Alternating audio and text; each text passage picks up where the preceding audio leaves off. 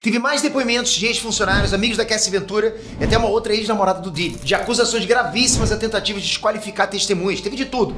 Mensagens comprometedoras, vídeos polêmicos, chantagens de todos os tipos e até uma sacola cheia de dinheiro. A promotoria tá batendo forte nos comportamentos do Diddy, enquanto a defesa tá lutando pra mostrar que nem tudo é o que parece. Então bora agora mergulhar nos detalhes e destrinchar cada momento dessa semana insana. Tô vendo que tá na hora de entender como é que esse caso tá tomando forma e tá mais pesado que nunca. Vamos lá.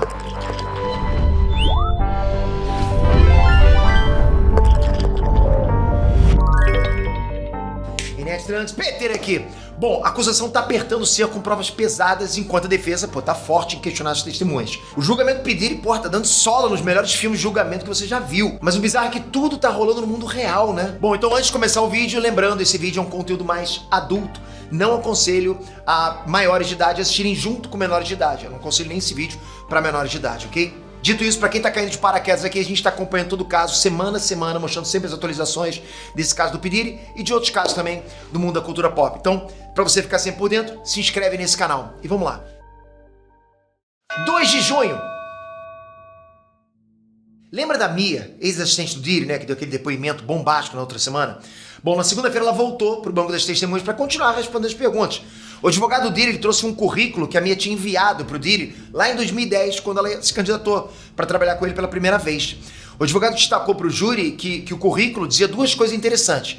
A primeira é que a Mia colocou lá uma experiência anterior. Ela colocou lá que trabalhou como assistente do comediante Mike Myers. E nessa experiência ela destacou no currículo que ela dava assistência 24 horas por dia. Outra coisa que estava no currículo é que ela tinha dito que tinha a pele grossa.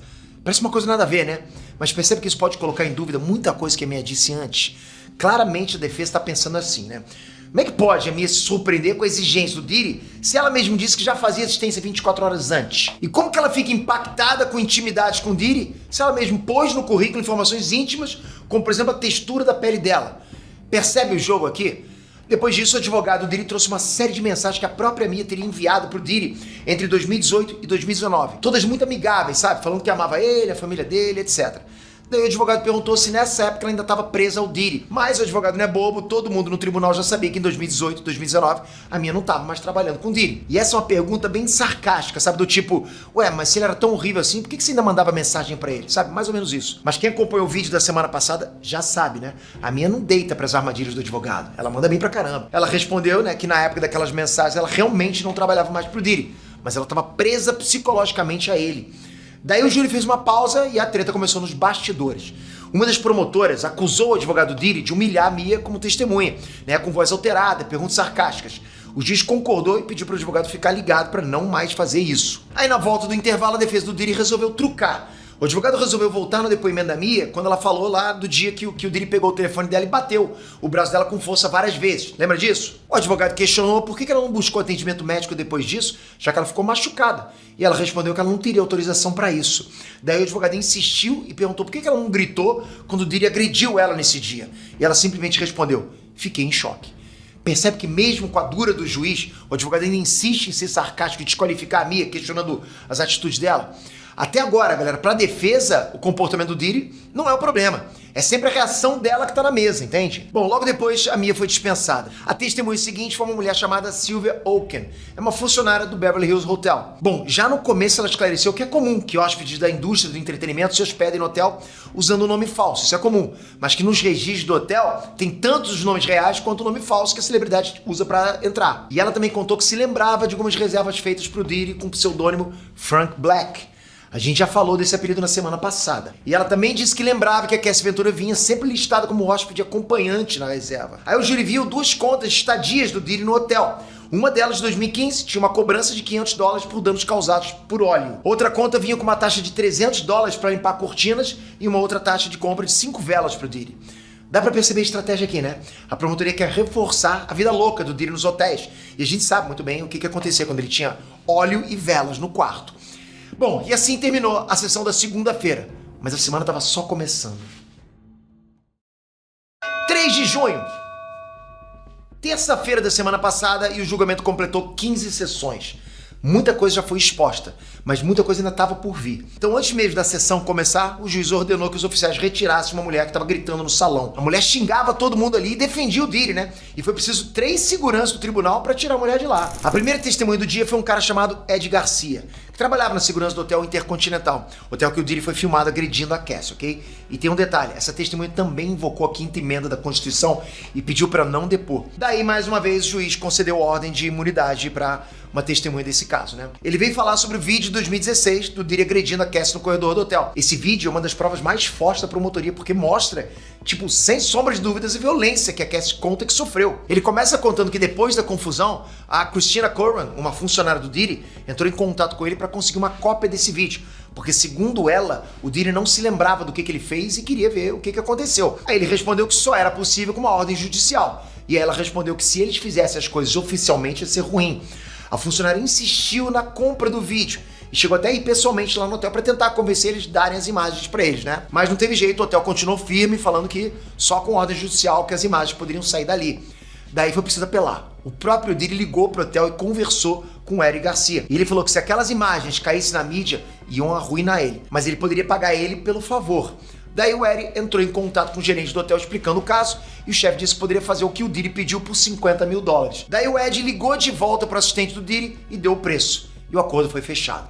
No dia seguinte, o chefe dele baixou o vídeo num pendrive e o Ed foi pessoalmente entregar o mais rápido possível. Aí o Ed contou que quando ele chegou lá, o Diddy recebeu ele sorrindo, animado, né? E chamou ele de meu anjo. O Ed falou que estava muito nervoso nessa hora, né? Mas o Diddy foi super simpático.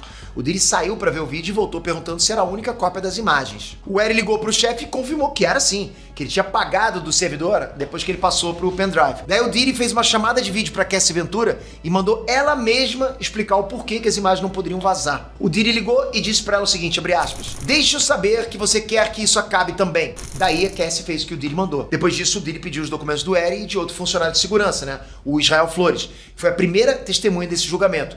Mas naquele momento, o Israel Flores não estava de serviço, então eles pediram pro gerente do hotel os documentos de todo mundo que estava lá no hotel naquela hora. Então, antes de sair de lá, o Eric Garcia foi obrigado a assinar uma papelada de um acordo de confidencialidade. Ele contou que, como ele estava assustado, né, ele nem leu direito o documento, mas tinha uma cláusula que ele se comprometia em garantir que aquele pendrive tinha a única cópia existente do vídeo. Aí tinha uma multa de $1 milhão se o acordo fosse violado. Daí o júri viu as fotos desse documento. Depois do documento assinado, o Diddy saiu de novo da sala e voltou com uma sacola com muito dinheiro e uma máquina de contar notas. O Diddy passou $100 mil na máquina, 50 mil para o gerente do hotel e mais 50 mil para o próprio Eric Garcia. Isso é um prato cheio para a promotoria, porque mostra que o Diddy sabia que estava errado e tentou apagar as provas, né? Imagina a cena, né? O Diddy achando que resolveu o problema com uma sacola de dinheiro só para esse vídeo acabar no tribunal 9 anos depois. Voltando para o depoimento, ok? O Diddy orientou o Eric a não fazer nenhuma compra extravagante com dinheiro. E depois disso, o Eric voltou para o hotel, deu a parte do gerente e dividiu uma parte do dinheiro dele por vontade própria com mais um segurança que atendeu a confusão do hotel. 2 semanas depois, ele percebeu que o relatório do incidente, as imagens de segurança, não estavam mais no computador do hotel. E parecia que o caso tinha sido encerrado ali. Uns dias depois, o Eric recebeu uma ligação do Diddy. Olha só, abre aspas. Ele disse, Feliz Páscoa, Eric, meu anjo. Deus é bom, Deus colocou você no meu caminho por um motivo. Então perguntou se alguém havia perguntado sobre o incidente ou o vídeo. Eu disse que não ouvi nada sobre isso. Ele encerrou a ligação dizendo apenas que se eu precisasse de alguma coisa, era só avisá-lo. Daí em 2024, o vídeo caiu igual uma bomba na mídia. A polícia entrou em contato com o Eric Garcia e na época ele ficou com muito medo, né? E mentiu sobre o envolvimento dele nesse caso. Claramente, esse era o motivo do porquê ele não queria depor nesse julgamento. E ele só depois porque o juiz garantiu que nada que ele contasse ia ser usado contra ele. Bom, depois disso, o Eric passou para as rodadas das perguntas dos advogados do Diddy. O advogado começou perguntando se ele teve uma boa impressão do Diddy naquela vez que eles se encontraram presencialmente. Ele confirmou que sim. Daí o advogado pegou de volta as imagens daquele acordo de confidencialidade e leu os detalhes, né? Já que o Eric tinha dito que antes nem leu direito no dia. Então o advogado destacou uma cláusula que dizia que o Eric podia divulgar as informações do ocorrido para as autoridades policiais ou a outros órgãos governamentais, se ele precisasse, né? Isso não ia violar o acordo, mas exigia que, se isso acontecesse, o Garcia deveria notificar a empresa do Diddy. Você percebe o que rolou aqui? O advogado provou que o Eric, além de ter mentido para a polícia, ao mesmo tempo ele violou o contrato que ele assinou com o Diddy. Se ele tivesse contado a verdade para os policiais, que é o certo a se fazer, ele não teria problemas com o Diddy. Mas ele não notificou o Diddy sobre isso. E é essa parte do contrato que ele quebrou. E além disso, a defesa mostrou que o Diddy não tinha uma má fé com as autoridades com esse contrato. Que plot twist esse, cara. O advogado de defesa terminou aí e a promotoria chamou o Derek Ferguson.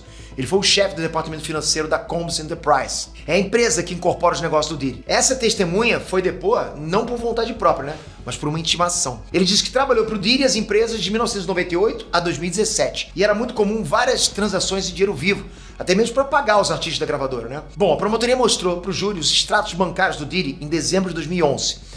No dia 14 de dezembro, os registros mostram que a conta do Diddy transferiu $20 mil para Cassie Ventura. 9 dias depois, os registros mostram uma transferência bancária recebida de Roderick Ventura, pai da Cassie Ventura, né? No valor de $20 mil. E 3 dias depois, a conta devolveu os $20 mil para a conta do pai da Cassie. Isso confirma totalmente o depoimento da mãe da Cassie Ventura. Lembra? Ela contou algumas semanas atrás que o Diddy cobrou essa dívida deles, né? Com raiva, quando ele descobriu que a Cassie estava namorando o Kid Cudi. Os pais da Cassie penhoraram a própria casa para pagar, né, essa dívida pro Diddy. E logo depois, do nada, o Diddy devolveu esse dinheiro para eles. No depoimento, o diretor financeiro falou que depois que ele saiu das empresas do Diddy, eles nunca mais conversaram direito.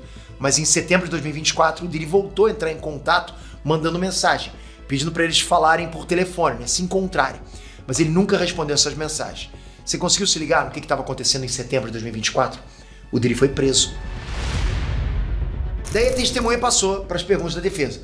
E o advogado do Diddy perguntou se naquela época havia alguma irregularidade com pagamento, declaração e impostos quando ele era diretor financeiro do Diddy. Ele respondeu que não e que faria tudo para impedir que qualquer irregularidade acontecesse. Se você não se ligou, um dos crimes que o Estado está processando o Diddy nesse julgamento é sobre extorsão. Então o fato do diretor financeiro garantir, sob juramento, que não rolava fraude na empresa é uma possível grande tacada para o Diddy se livrar dessa acusação. O advogado então perguntou diretamente para a testemunha, abre aspas, você viu alguém ajudar Sean Combs a cometer crimes? Você viu alguém cometer atos de violência? Você viu alguém fortalecer a empresa por meio de ameaças de violência? E o diretor financeiro respondeu não a todas essas perguntas. Daí ele continuou perguntando, abre aspas, você viu alguém melhorar a reputação do Sr. Combs ou a reputação da empresa por meio de atos de prostituição? E a testemunha respondeu que não. Olha só isso, cara. O Diddy está sendo processado por tráfico sexual, extorsão, conspiração e transporte para fins de prostituição.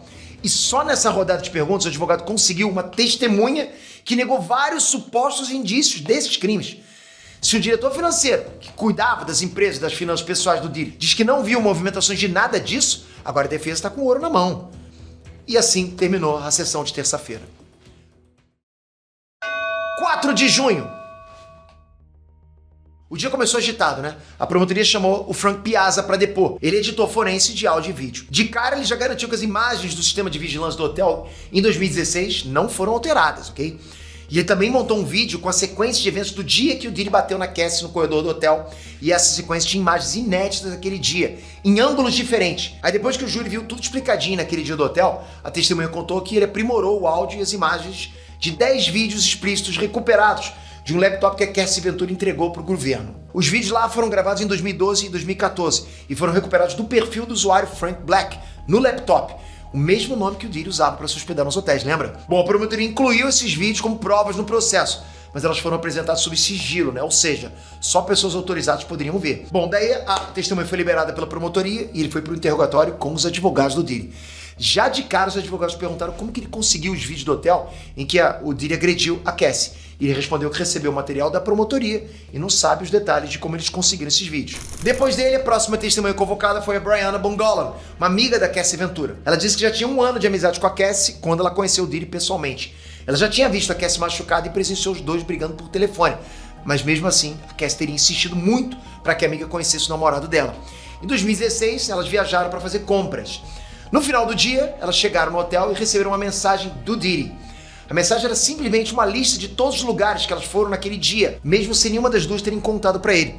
Isso é uma cartada da promotoria mostrando mais uma vez o controle absoluto que o Diddy tinha sobre a Cassie Ventura, né? Como ela era muito próxima da Cassie, ela contou que presenciou vários momentos tensos entre eles. Um deles foi assim, abre aspas, frequentemente ficava no apartamento de Cassie e Puff costumava aparecer no meio da noite e bater na porta. Às vezes, Cassie se surpreendia com suas visitas noturnas, enquanto outras vezes parecia que era normal. Não me lembro exatamente quando, mas uma vez eu estava dormindo no apartamento de Cassie quando fui acordada por batidas na porta.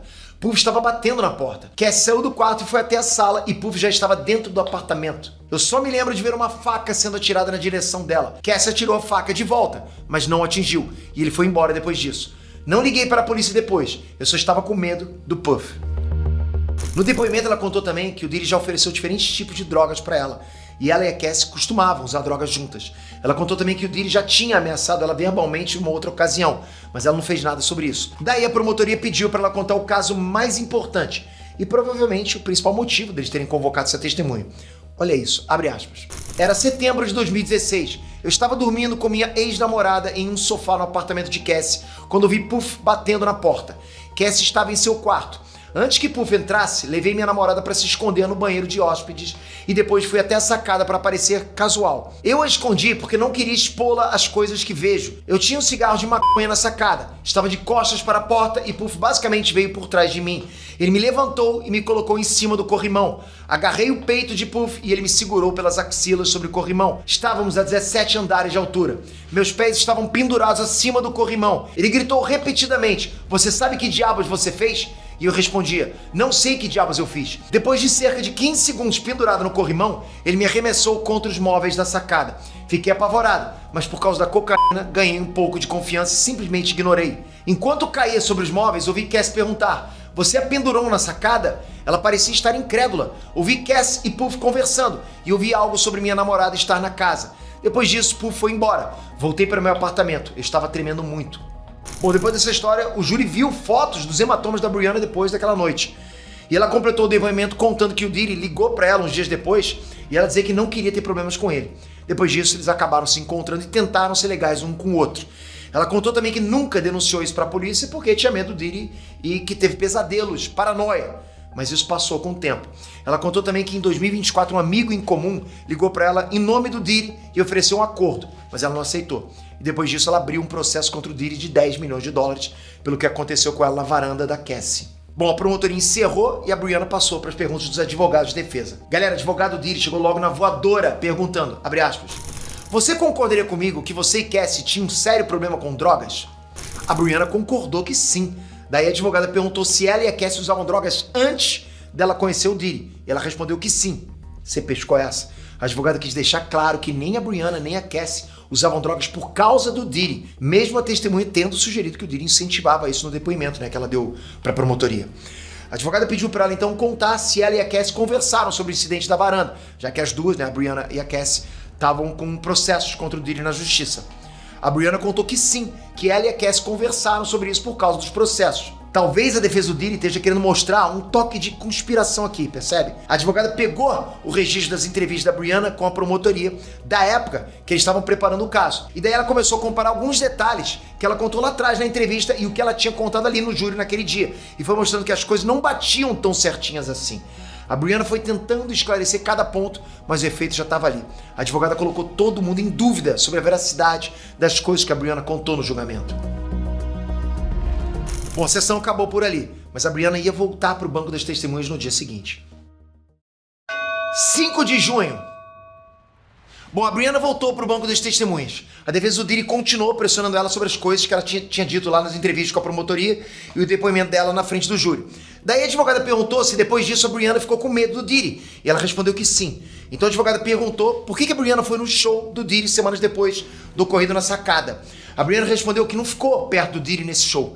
Daí a testemunha confirmou também que no dia seguinte ao show, ela foi numa festa privada do Diddy, numa boate, e ela deveria estar usando o colar cervical nessa festa, mas não usou. A advogada tentou puxar todas as pontas de contradição da testemunha. A gente tem visto isso muito nesse julgamento, Mas nesse depoimento da Breonna, parece que está mais forte ainda. Mas calma que piora. A advogada do Diddy sacou os comprovantes e mostrou para o júri. Os documentos que ela trouxe basicamente contavam uma história. Preste atenção nas datas, tá? As imagens comprovavam que o Diddy se apresentou em Nova Jersey no dia 25 de setembro de 2016. E o Diddy e a Cassie foram no evento em Nova York no dia 26 de setembro. Além disso, a advogada trouxe registros de que o Frank Black se hospedou no hotel de Nova York naqueles dias. A data de check-in foi em 24 de setembro de 2016 e a data de check-out foi 29 de setembro de 2016. Tá, Pedro, mas o que isso tem a ver? Tudo! No depoimento, a Brianna contou que aquela agressão na sacada foi no dia 25 de setembro de 2026 e a foto do hematoma dela foi tirada horas depois. Daí a advogada mostrou uma análise de dados da foto do hematoma, que comprovou que a foto foi tirada na manhã de 26 de setembro. Tá, mas e daí, Peter? E daí que o apartamento da Cassie Ventura, onde ela disse que sofreu essa agressão, fica em Los Angeles, do outro lado do país. Aí depois de mostrar todos esses documentos, a advogada mandou na lata da Brianna: você concorda que uma pessoa não pode estar em dois lugares ao mesmo tempo? A Brianna respondeu sim. Em teoria sim, não posso responder a essa. Daí a advogada mandou direto, abre aspas: você entrou aqui e mentiu para as senhoras e senhores do júri. E a Brianna respondeu: não posso concordar com você. E depois dessa resposta, a Brianna foi dispensada. Não importa se você está contra ou a favor do Diddy, ok? Todo mundo concorda que essa defesa aí foi matadora. Cara, essa defesa foi matadora, galera. Antes da próxima testemunha, o juiz chamou a atenção dos advogados do Diddy. Ele viu o Diddy acenando diretamente para o júri durante o depoimento da Brianna. Ele disse que isso era inaceitável. O Diddy é proibido de interagir com os jurados e se isso acontecer de novo, ele vai ser proibido de assistir às sessões. Os advogados prometeram que isso não vai mais acontecer. Antes de anunciar a próxima testemunha, uma promotora do caso mostrou uma captura de tela de uma conversa por mensagem de texto entre a Christina Curran, ex-assistente do Diddy, e a Cassie Ventura. De acordo com os metadados, o print foi tirado em 30 de setembro de 2016 e ela contava o que tinha acontecido na noite que o Diddy agrediu a Brianna na sacada. O print confirmava de novo o depoimento da Brianna. É o plot depois do plot. Daí, depois de esclarecer isso para o júri, a promotora chamou a Jane, O nome real dela foi apresentado só para os jurados, Jane é um nome falso. Ela namorou o Diddy de 2021 a 2024.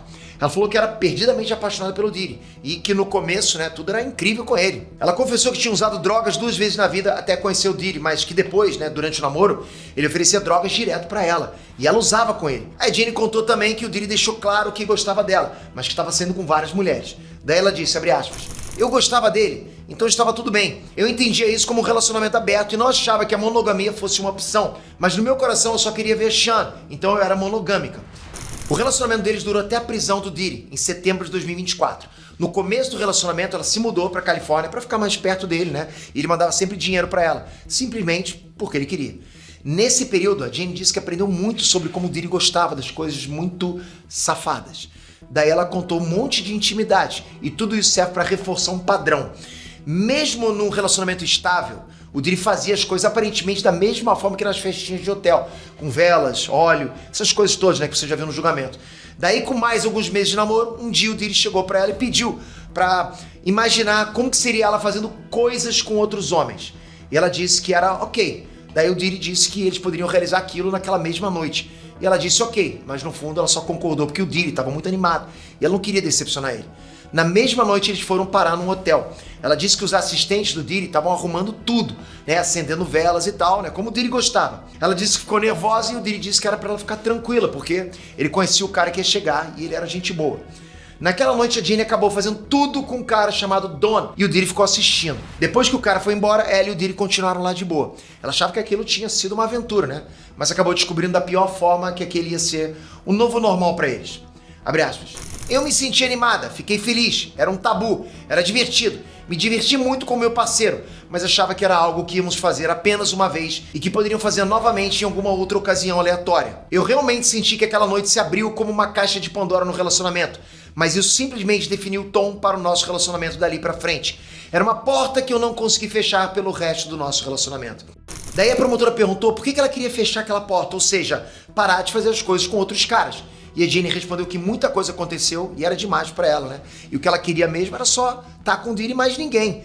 Daí pra frente ela sempre tinha que estar com o cabelo liso, as unhas claras e disponível para quando o Diddy chamasse para as festas de hotel. E elas eram quase toda semana e podiam acontecer em várias cidades diferentes. Então ela deixou tudo em segundo plano para estar sempre pronta para ele. Isso prejudicou a carreira e a renda dela. A Jane era influenciadora, mas desde que o namoro com o Diddy ficou sério, ela meio que abandonou as redes sociais. A Jane deu mais detalhes explícitos das noites de hotel que eu não tenho nem coragem de comentar pra vocês, Mas ela falou que fazia tudo aquilo pra agradar o Diddy. E enquanto fazia as performances, ela só pensava em acabar logo pra ficar sozinha com o Diddy. E ela falou também que numa festa dessas, podia durar tranquilamente 24 horas. O júri encerrou o dia, mas a Jane estava confirmada pra voltar pro banco das testemunhas na sexta-feira. 6 de junho. Se você achou os depoimentos de quinta-feira pesados, Você não está preparado para tudo que a Jenny contou na sexta. Ela contou que artistas participavam dessas festas de hotel com ela e o Diri chamava ela de minha aberração. E aí quando o Diri dizia isso, ela entendia que era para ela ser mais selvagem nas performances com os caras, entende? Daí a promotoria mostrou um pedaço de um vídeo de uma festa de hotel e nesse trecho a Jenny pediu para o acompanhante usar preservativo e o Diri não deixou. A Jenny respondeu que não insistiu porque sabia que o Diri ia ficar infeliz. Ela contou também que chorou algumas vezes depois das festas de hotel, principalmente quando ela e o Diri não ficavam sozinhos depois da festa. Algumas vezes ela achava que ia ter um encontro com o Diri, e daí era surpreendida com uma festa. Ela fazia tudo como o Diri queria e depois era deixada sozinha. Aí ela se sentia muito mal. Ela gostava mesmo quando a noite no hotel acabava e eles iam juntos para casa, né? Curtir um momento de casal, normal. Mas ela passou a se sentir obrigada a se apresentar naquelas noites pro Diri e tinha medo de que, né, se ela não fizesse isso, ele terminasse com ela. Ela disse que usou drogas na maioria das vezes que teve que fazer uma festa no hotel, porque não era fácil fazer aquilo. Das poucas vezes que ela tinha decidido não se drogar para fazer as performances, ela disse que se arrependeu e se sentiu péssima. Sentia nojo e raiva dela mesma por fazer aquilo. Ela contou também que várias vezes ela viajava para as festas de hotel e tinha que transportar drogas para lá. Ela se sentia insegura de fazer isso. Mas o Diri e a assistente dele tratavam isso com naturalidade. Cara, assim, tipo, eu pergunto pra vocês, eu tô muito enganado ou isso pode ser análogo a tráfico? Né? Se o júri entender isso dessa forma, né, ferrou pro Diri. Bom, em 2023, no aniversário da Jane, ela tava jantando num hotel com o Diri e ele deu um colar de presente pra ela e trouxe um cara pra ela fazer uma festa de hotel no aniversário dela. Ela disse que ficou magoada porque não esperava ter que fazer aquilo no dia do aniversário. Mas, mais uma vez, ela aceitou para não chatear o Diri. Ela falou que naquele ponto do relacionamento, essas festas de hotel eram tão frequentes que ela fazia tudo como se fosse um robô. Né? Eles foram para a suíte e a festa aconteceu. Quando a acompanhante foi embora, o Diri levou ela para outra suíte. E lá tinha flores, balões e um bolo de aniversário. Ela ficou feliz com essa surpresa. Mas logo depois outro cara chegou para mais uma festa. E ela topou. Depois da segunda festa, né, na mesma noite, ela e o Diri ficaram sozinhos e ela achou que tinha acabado. Mas o Diri falou que um terceiro cara já estava chegando. Ela disse que agiu como se não fosse nada, né? Mas por dentro ela odiava. Nessa hora a Jane começou a chorar na frente de todo mundo e disse que ela fazia tudo aquilo porque amava o Diri. E ela disse também que mesmo sem gostar, ela mesma organizou festa de hotel pro Diri. Simplesmente porque ela sabia que ele esperava isso dela, né? E ela fazia tudo para deixar ele feliz. E a Jenny também contou que o Diri gravava quase todas as vezes que ela fazia sexo com outro homem na frente dele e ela não se importava com as gravações. Mas ela agia como se ela gostasse do que estava fazendo, porque queria fazer um bom show pro Diri e ela obedecia todos os comandos que ele fazia, que ele dava para ela durante as performances, né? Bom, daí o júri viu 15 fotos que foram tiradas durante uma noite de hotel. A Jenny falou também que ela passou a ter problemas de infecção urinária e fungos sempre depois de uma festa de hotel e sempre tinha que tomar antibióticos. E nem sempre o Diri esperava ela se recuperar disso para fazer outra festa. E o Diri também tinha pedido para ela colocar piercings no corpo. Ele bancou tudo, mas os brincos enroscavam na lingerie, sangravam, infeccionavam, né? Daí um dia ela decidiu tirar os brincos. Quando o Diri viu que ela não tinha mais os piercings, ele brigou com ela e disse que ele iria colocar eles de novo. A Jenny contou que não sabe quantas vezes ela pediu pro Diri para parar com essas festas. Ela fala pessoalmente por mensagem, mas o Diri nunca atendeu o pedido dela. Mas aí, em 2024, próximo do fim do relacionamento deles, o Diri disse pra ela que nunca soube que ela queria parar com as festas de hotel. E a Jenny contou que na hora ela desconfiou de si mesma. Mas aí, galera, ela parou pra pensar e voltou nas mensagens do celular que ela mandava pra ele, né? E achou diversas vezes que ela tinha comunicado a vontade dela de parar desde 2021. Ela contou também que se sentiu muito mal quando teve uma festa de hotel no dia do aniversário dela. E logo depois o Diri assumiu o namoro com outra mulher na internet e fez uma festa de aniversário e uma viagem romântica com a outra mulher. A Jenny falou pro júri que ela não se importava se o Diri tivesse outras mulheres. Ela tinha ciúme, né, de como elas eram bem tratadas e tinha um tempo só com ele. Era como se, de todas as mulheres do Diri, só ela tinha que assumir aquela atividade nos hotéis. O relacionamento com ela se resumiu às noites de hotel. Nessa conversa, o Diri falou que não aguentava mais as reclamações dela. Que ele tratava ela bem, né, e ela reclamava. Então era melhor eles apenas serem amigos. Aí depois dessa discussão, a Jenny passou 13 dias sem responder as mensagens e ligações do Diri. Enquanto isso, ele escrevia coisas como: sinto sua falta, deixa eu te compensar, ou você tá indo longe demais. Daí ela programou uma viagem sozinha para Paris, né? Mas poucas horas antes do voo, o Diri começou a mandar mensagem de texto e ligou mais de 30 vezes para ela. E ela não fazia ideia de como ele tinha descoberto que ela ia viajar, né? Ela contou que não respondeu o Diri nesse dia, mas isso fez ela sentir como se ele se importasse com ela, sabe? 5 dias depois, quando ela voltou de viagem, eles conversaram. ela confessou que sentia falta dele e eles combinaram de fazer uma viagem de compensação, né, de aniversário. Eles viajaram para Bahamas e ela contou que parecia que o Diddy estava entediado. Uns dias depois, ainda nessa viagem, ela ficou sabendo que o Diddy tinha convidado, do nada, um dos caras que fazia noite de hotel com eles. E esse cara estava a caminho de lá. Olha o que rolou lá, abre aspas. Nós dois estávamos deitados e eu estava tão animada que pude simplesmente ficar abraçada a ele. E ele ficou com aquele olhar de quem ainda quer mais e perguntou: você tem mais a oferecer? Eu realmente não hesitei muito, mas também não gritei por isso. Antes que o homem chegasse, ele me deu uma pulseira e eu fiquei super feliz. Mais tarde no evento ele me deu lubrificante quando ficou doloroso tentar fazer sexo, porque eu estava extremamente dolorida. Fiquei chateada. Sean comentou: você não aguenta mais. Tirei a pulseira e arremessei contra a parede e saí furiosa da casa e andei chorando até que ele veio falar comigo. Lembro-me dela dizendo: você está louca? Como pôde me fazer parecer assim? Não tenho palavras para dizer como me senti naquele momento. Naquela noite dormimos em quartos diferentes e ele me disse depois que eu deveria ter me desculpado com aquele homem por ter feito uma cena. Então eu escrevi para o homem: foram 24 horas sem descanso para mim. Não sou um robô, sou apenas uma mistura de cansaço, fome, sonolência e dor. Mas como sente que não fez nada de errado. No fim, a Jane e o Diddy ficaram mais 2 dias na ilha de Bahamas e quando eles voltaram para casa, ela contratou outro homem para fazer uma festa de hotel porque ela se sentiu mal por arruinar a viagem deles. Em abril de 2023, depois dessa viagem, ela e o Diddy firmaram o que eles chamaram de contrato de amor. Ele passou a dar uma mesada de $10 mil para ela e ela gasta dinheiro no aluguel de uma casa nova. Bom, a Jane confirmou que o aluguel dela é pago até hoje pelo Diddy. E ela também contou que o Diddy pagou as facetas dos dentes dela em 2023, porque ele dizia que não gostava dos dentes dela. Depois de um tempo, a Jane mandou uma mensagem de texto pro Diddy reclamando que fazia tempo que eles não se viam, né, sem ser num quarto de hotel. E o Diddy respondeu: bem, supere isso, por favor. Olhe para o teto sobre sua cabeça e para esse sorriso lindo. Não quero fazer nada se isso ainda for um problema. Teve outra situação em agosto de 2023, né? A Jane contou que ela estava muito chapada e prometeu uma festa de estrelas pro Diddy, que era quando ela convidava os 3 ou 4 melhores caras de uma vez só para uma noite daquelas, né? Ia ser um quarto especial que ele ia preparar na casa dela. O Diddy tinha feito um depósito para ela de $15 mil para ela mobiliar a casa, inclusive para fazer esse quarto especial. Mas quando foi chegando o dia, ela começou a se sentir mal e entrou naqueles dias, sabe? Coisa de mulher, você sabe. Bom, ela teve que mandar uma foto do absorvente dela provando que estava menstruada, né? E ela pediu pro Diddy para eles remarcarem a festa das estrelas. O Diddy ficou furioso e acusou ela de ter enganado ele por dinheiro. Ele ameaçou parar de bancar ela e passou 3 dias sem falar nada. Até que depois ele mesmo mandou um bom dia e falou que amava ela, como se nada tivesse acontecido. Bom, a Jane volta pro banco das testemunhas para abrir a 5ª semana de julgamento e eu continuo de olho para contar os detalhes para vocês, ok? Já comenta aqui embaixo os rumos que você acha que está tomando esse julgamento, quem que está saindo melhor, promotoria, defesa, e a gente vai acompanhando aqui tudo que está acontecendo, né? Então para isso você tem que estar inscrito nesse canal com o sininho ativado. Qualquer coisa sobre esse caso eu vou trazer para vocês. Obrigado de coração, galera, até a próxima.